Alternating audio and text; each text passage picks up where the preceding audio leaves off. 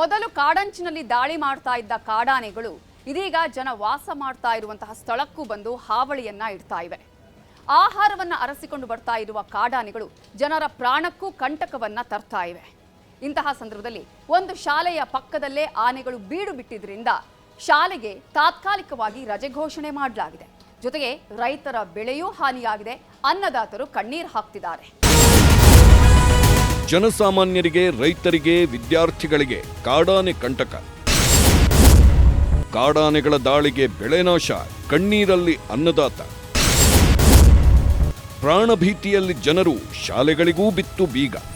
ದಕ್ಷಿಣ ಕನ್ನಡದ ಜಿಲ್ಲೆಯಲ್ಲಿ ಇತ್ತೀಚೆಗೆ ಕಾಡಾನೆಗಳ ಹಾವಳಿ ಜಾಸ್ತಿ ಆಗ್ತಿದೆ. ಒಂದೇ ಒಂದು ವಾರದ ಹಿಂದೆ ಸುಳ್ಯದಲ್ಲಿ ವ್ಯಕ್ತಿಯೊಬ್ಬನನ್ನ ಕೊಂದುಹಾಕಿದ್ದ ಗಜಪಡೆ ಅದೇ ಪ್ರದೇಶದಲ್ಲಿ ಈಗಲೂ ಓಡಾಡುತ್ತಿವೆ. ಸುಳ್ಯ ನಗರ ಪಂಚಾಯತ್ ವ್ಯಾಪ್ತಿಯ ದುಗಲಡ್ಕದಲ್ಲಿ ಕಳೆದ ಒಂದು ವಾರದಿಂದ 6 ಆನೆಗಳ ಹಿಂಡೊಂದು ಬೀಡು ಬಿಟ್ಟಿದ್ದು ಜನರಲ್ಲಿ ಆತಂಕ ಹೆಚ್ಚಿಸುತ್ತಿದೆ. ಅದೇ ಆನೆಗಳ ಹಿಂಡು ಸುಳ್ಯ ಸುಬ್ರಹ್ಮಣ್ಯ ಸಂಪರ್ಕ ರಸ್ತೆಯ ಮಧ್ಯೆ ಬರುವ ದುಗಲಡ್ಕದ ರಸ್ತೆ ಪಕ್ಕಕ್ಕೂ ಬರ್ತಿದ್ದು ಜನರು ಆ ರಸ್ತೆಯಲ್ಲಿ ಓಡಾಡುವುದಕ್ಕೂ ಹಿಂದೆ ಮುಂದೆ ನೋಡುತ್ತಿದ್ದಾರೆ. ಆನೆಗಳಿರೋ ತನಕ ಶಾಲೆ ತೆರೆಯೋದೇ ಡೌಟು.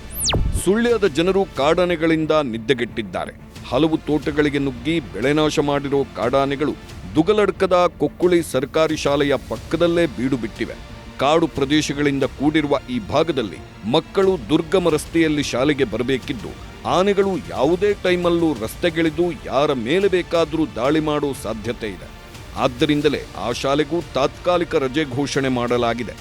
ಎಲ್ಲಿವರೆಗೆ ಆನೆಗಳು ಅಲ್ಲೇ ಇರ್ತಾವೋ ಅಲ್ಲಿವರೆಗೆ ಶಾಲೆ ಓಪನ್ ಆಗುವುದೇ ಅನುಮಾನವಾಗಿದೆ.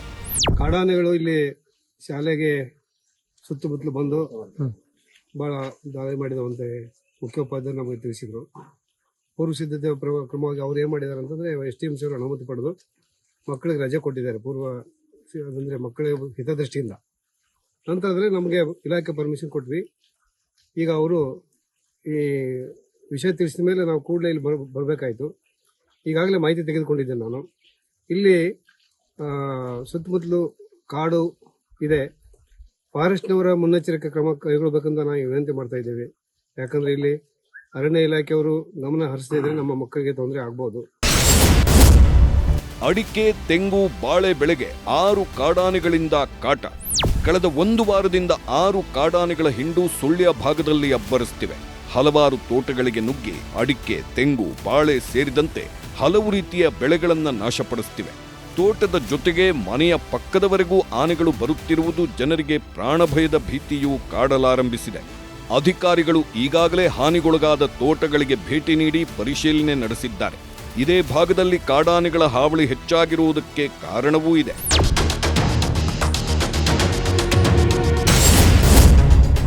ಸುಳ್ಯದಲ್ಲಿ ಆನೆ ಕಾರ್ಯಪಡೆ ಇದ್ರೂ ಆನೆಗಳ ಹಾವಳಿ ಜಾಸ್ತಿ ಇದೆ. ಈ ಆನೆ ಕಾರ್ಯಪಡೆಯಲ್ಲಿ 20 ಸಿಬ್ಬಂದಿ ನಿಯೋಜನೆ ಮಾಡಲಾಗಿದೆ.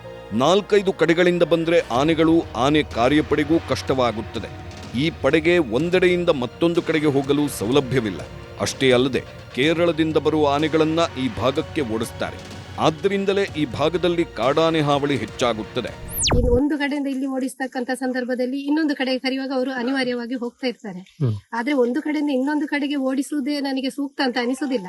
ಯಾಕೆಂತ ಹೇಳಿದ್ರೆ ಇದನ್ನು ಸರಿಯಾಗಿ ಆನೆಗಳು ಇರುವಂತಹ ಆನೆಗಳ ವಾಸಿಸುವ ಸ್ಥಳಕ್ಕೆ ಅದನ್ನು ಕಳಿಸುವುದು ಕೊಡುವುದು ಉತ್ತಮ. ಯಾಕೆಂತ ಹೇಳಿದ್ರೆ ಇನ್ನೊಂದು ಕಡೆ ಬಿಟ್ಟಾಗ ಆ ಆನೆಗಳು ವಾಪಸ್ ನಮ್ಮಲ್ಲಿಗೆ ಬರ್ತದೆ. ಒಂದು ಕಡೆಯಿಂದ ಬಿಟ್ಟು ಇನ್ನೊಂದು ಕಡೆಗೆ ಹೋಗ್ತದೆ. ಇದು ನಮ್ಮ ಸುಳ್ಯದ ನಗರ ವ್ಯಾಪ್ತಿಯಲ್ಲಿದೆ. ಇದು ಕೊಯ್ಕುಡಿ ಶಾಲೆ. ಇಲ್ಲಿ ಮಕ್ಕಳೊಂದು 70 ಮಕ್ಕಳಿದ್ದಾರೆ. ಈ ದುಗ್ಗಲಡ್ಕದಿಂದ ಇಲ್ಲಿ ನಡ್ಕೊಂಡು ಬರುವಂತಹ ಸಂದರ್ಭದಲ್ಲಿ ನಮ್ಮ ಹಿಂದುಗಡೆ ನೋಡಿದ್ರೆ ಅದು ಅರಣ್ಯ.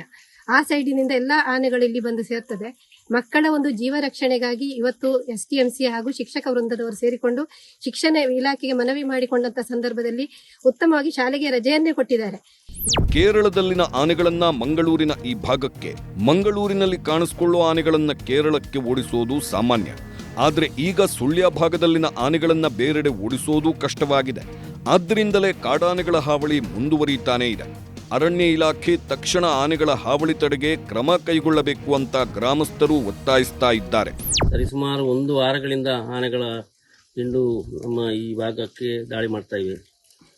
ಸಾಧಾರಣವಾಗಿ ಈಗ ನೀವು ಕಾಣ್ತಿರೋ ಒಂದು ಕೊಯ್ಕುಳಿ ಶಾಲೆಯ ಆವರಣ, ಈ ಭಾಗಕ್ಕೆ ಈಗ ದಾಳಿ ಮಾಡಿದೆ ಅಂತ ಇಲ್ಲಿ ಕೇಳಿತ್ತು. ಹಾಗೆ ಬಹಳಷ್ಟು ಬೆಳೆ ನಷ್ಟ ಆಗಿದೆ. ನಮ್ಮ ತೋಟಕ್ಕೆ ಸಾಧಾರಣ 1 ಎಕರೆಯಷ್ಟು ಬಂದು ಬಾಳೆ ಗಿಡಗಳನ್ನು ನಾಶಪಡಿಸಿದೆ. ಈ ಆಸ್ಪಾಸಲ್ಲೇ ಆನೆ ಓಡಾಡ್ತಾ ಉಂಟು. ಅದನ್ನು ಶಾಲೆಯ ಮುಖ್ಯೋಪಾಧ್ಯಾಯರು ಮತ್ತೆ ಕಮಿಟಿಯವರೆಲ್ಲ ನಿರ್ಧಾರ ತಗೊಂಡು ಶಾಲೆಗೆ ರಜೆ ಕೊಟ್ಟಿದ್ದಾರೆ. ಕಾಡಾನೆಗಳ ಹಾವಳಿಗೆ ಗ್ರಾಮಸ್ಥರು ಬೇಸತ್ತಿದ್ದಾರೆ. ಮಕ್ಕಳ ಸುರಕ್ಷತೆಯ ದೃಷ್ಟಿಯಿಂದ ಶಾಲೆಗೆ ರಜೆ ಘೋಷಿಸಲಾಗಿದೆ. ಸದ್ಯಕ್ಕೆ ಕಾಡಾನೆಗಳ ಹಾವಳಿ ದಿನೇ ದಿನೇ ಮಿತಿ ಮೀರುತ್ತಾ ಇದ್ದು ಅರಣ್ಯ ಇಲಾಖೆ ಇವುಗಳನ್ನು ಕಂಟ್ರೋಲ್ ಮಾಡುವುದರಲ್ಲಿ ವಿಫಲವಾಗಿದೆ. ಆನೆಗಳನ್ನು ಓಡಿಸುವ ಬದಲು ಅವುಗಳನ್ನು ಹಿಡಿದು ಬೇರೆಡೆಗೆ ಸ್ಥಳಾಂತರಿಸಬೇಕು ಎನ್ನುವ ಒತ್ತಾಯವೂ ಕೇಳಿಬರಲಾರಂಭಿಸಿದೆ. ಅರಣ್ಯ ಇಲಾಖೆ ಏನು ಮಾಡುತ್ತೆ ಅನ್ನೋದನ್ನ ಕಾದು ನೋಡಬೇಕಿದೆ.